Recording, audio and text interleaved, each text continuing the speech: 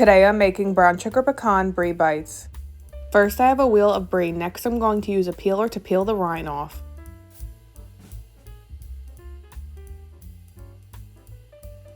Next I'm going to cut the brie into 24 pieces.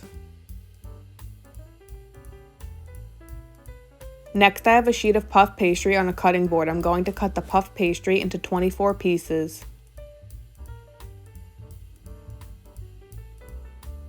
Next I have a greased mini muffin pan. I'm going to put a piece of the puff pastry into each muffin.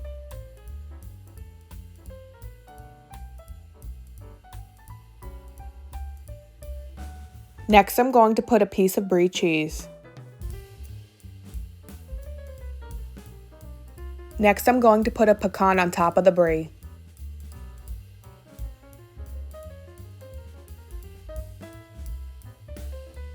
Next I'm going to put some brown sugar on top of each brie bite. Next I'm going to bake these at 350 for 15 minutes. Here's an up close look of the brie bites.